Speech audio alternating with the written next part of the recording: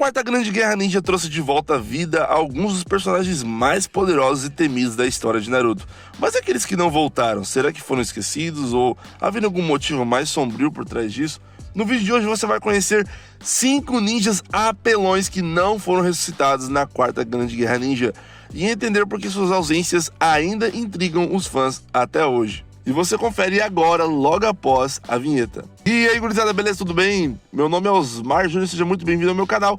E se você curte animes, mano, já deixa o seu like aí nesse vídeo. Se você gosta desse tipo de vídeo, deixa o seu like, se inscreva no canal e bora mergulhar nesse mistério ninja. Vamos pra cima! Uma personagem muito intrigante que seria muito interessante nós vermos aparecendo na Quarta Grande Guerra Ninja no modo Edo Tensei do Kabuto seria a Kushina Uzumaki. É isso mesmo, por mais que a gente tenhamos visto ela no interior do Naruto e resolvendo toda essa questão materna do Naruto, ajudando ele a controlar o Kurama e tudo mais, cara, seria muito massa e chocante ver ela no campo de batalha e quem sabe até mesmo ela encontrando o Minato no Edo Tensei, mano. Já pensou essa interação? Que maluquice, mano. E fora isso, mano, a Kushina era uma Jounin de elite e ainda por cima, por ela ter sido uma Jinchuriki na sua forma de Edo Tensei, ela teria a seu dispor o chakra da raposa de 9 caudas, mano. Cara, já pensou que apelão, ela libertando as caudas, utilizando o chakra, todo o poder do Kurama no campo de batalha, ia dar um baita trabalhão, não é verdade? Fora isso, mano, ela era usuária lendária de selamentos do clã Uzumaki, tinha um chakra tão poderoso que ela conseguia conter a 9 caudas sozinha, mano. Então ela tinha todos aqueles jutsus de correntes de chakra, que era muito apelão.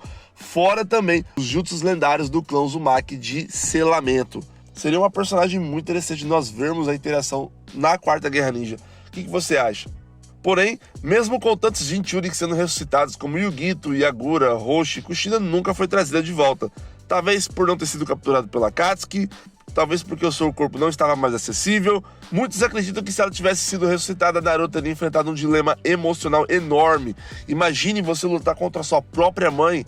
Seria loucura, né? E o próximo personagem dessa lista é um dos personagens que as pessoas mais esperam ter mais detalhes sobre a sua vida. E é nada mais, ninguém menos do que Sakumo Hatake, o lendário canino branco de Konoha, o pai do Kakashi. E ele era tão poderoso que o seu nome é temido até os dias atuais. Inclusive é afirmado que ele era tão forte quanto os 3 Sanins lendários. Ele estava no mesmo nível de um Hokage, velho. Olha só o nível de poder que esse cara tinha. E mesmo com todo o seu legado, ele nunca apareceu na guerra, apesar de Orochimaru e Kabuto terem trazido tantos ninjas influentes. Ele perdeu a sua vida após ser criticado por abandonar uma missão para salvar os seus companheiros. Será que foi por causa disso? Será que ele se recusaria a ser usado como marionete? Pois questões emocionais mal resolvidas na vida podem atrapalhar na conexão e no funcionamento do Jutsu Edo Tensei. Curiosamente, o único meio que nós vemos ele aparecer são nos flashbacks do Kakashi ou até mesmo na aparição pós-vida em uma conversa espiritual que ele teve quando o Kakashi ele tinha sido dado como morto. Porém, ele nunca reviveu como Edo Tensei. E se ele tivesse sido trazido de volta, meu amigo, a coisa iria ficar muito difícil no campo de batalha, mano. Imagine mais um cara de nível Hokage, um cara que tem nível de poder nível Hokage, aparecendo na Quarta Guerra Ninja e já pensou ele enfrentando o Kakashi. Imagine o drama, o dilema moral. Fala sério, mano, teria sido muito massa. Na minha opinião, acho que eles perderam uma excelente oportunidade de trazer mais detalhes sobre a vida do Sakumo Hatake e proporcionar momentos mais eletrizantes nessa saga tão incrível do Naruto, da Quarta Guerra Ninja, que tem os seus problemas, porém trouxe muito fanservice para os fãs.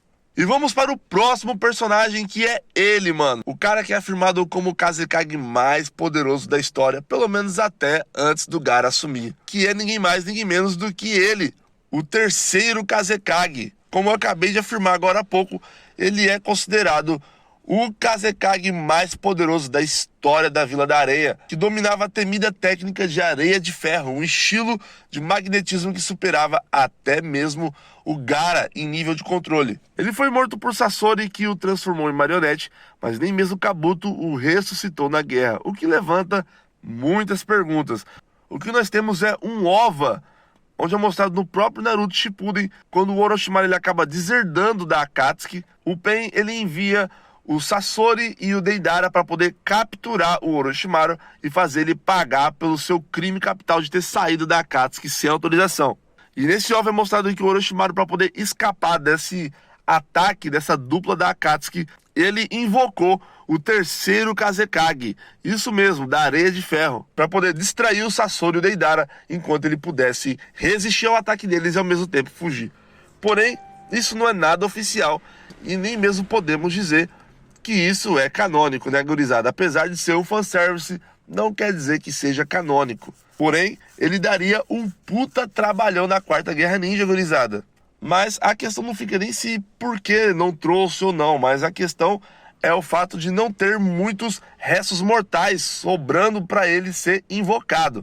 O que levanta a pergunta, será que o corpo foi tão modificado por Sasori que não era mais viável usar no Edo Tensei? Ou foi um furo de roteiro mesmo? Até porque existe esse OVA que o Orochimaru, ele invoca o terceiro Kazekage. O fato é, a ausência de alguém tão poderoso foi uma oportunidade desperdiçada para colocar ele para lutar contra o Gaara, para lutar contra o Haasa, que é o pai do Gaara. Seria muito interessante ver essa dinâmica, essa luta. Seria muito interessante ver isso acontecendo de maneira intensa na Quarta Guerra Ninja. O que você acha? Agora, mano, esse personagem que eu vou citar aqui, cara, é um dos mais amados e é um dos mais admirados na obra, que se tivesse aparecido na Quarta Guerra Ninja, mano, esquece, mano, reseta.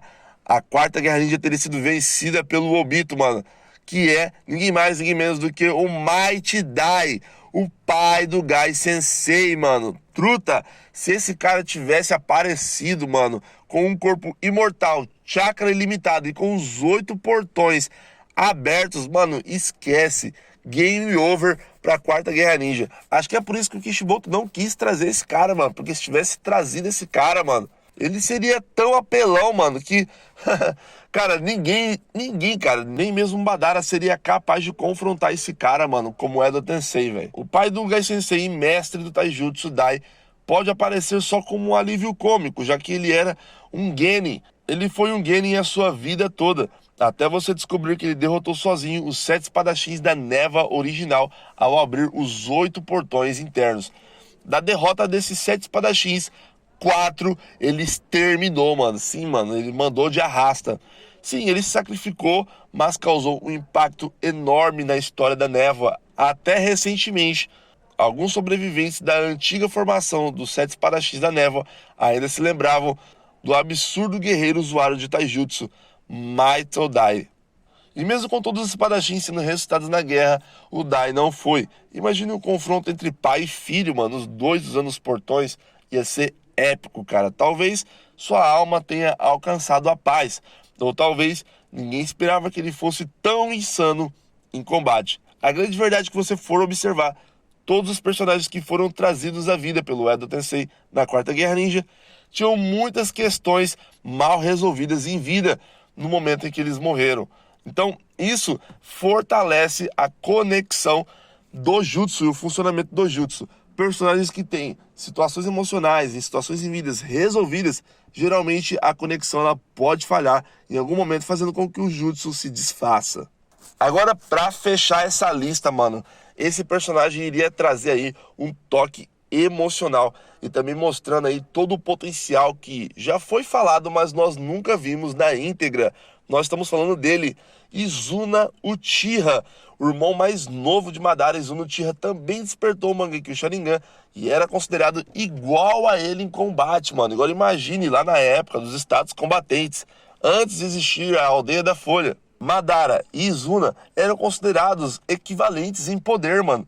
Imagine o poder desse garoto, velho. Porém, apesar disso, ele morreu em batalha contra Tobirama Senju, o que levou Madara a despertar o eterno Mangekyou Sharingan usando os olhos de Izuna. Mas na guerra só vimos o Madara, por que não trazer o irmão dele também? Ele seria um baita oponente com Sharingan avançado.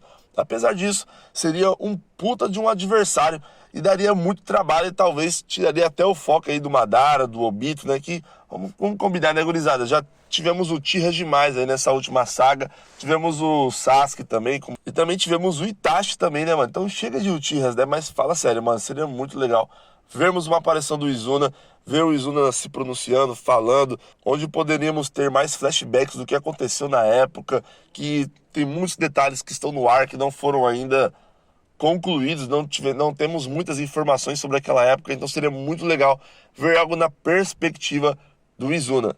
Porém, por que ele não foi trazido de volta, mano? Primeiro que ele já tinha o Madara, né, mano? Que era o mais poderoso de todos. O Kabuto já tinha em posse o Madara. Mas é possível que o Kabuto não tivesse o DNA dele. Mas para um clã tão importante, é estranho ele ter sido esquecido, cara. E isso fora outros grandíssimos guerreiros, grandíssimos ninjas do clã Uchiha que não foram trazidos de volta também. Que eu posso estar trazendo numa outra lista para vocês. E é isso aí, gurizada. Esses ninjas têm histórias tão ricas e poderes tão incríveis que suas ausências na guerra até hoje geram debates entre os fãs. E você, qual ninja lendário e apelão você acha que deveria ter sido revivido? Comenta aqui embaixo. Se você gostou do vídeo, deixa aquele like maroto, se inscreve no canal, ativa o sininho para não perder os próximos vídeos de Naruto, Boruto e outros animes épicos. E é isso aí, eu fico por aqui e eu te vejo no próximo vídeo. Até a próxima, tchau, tchau.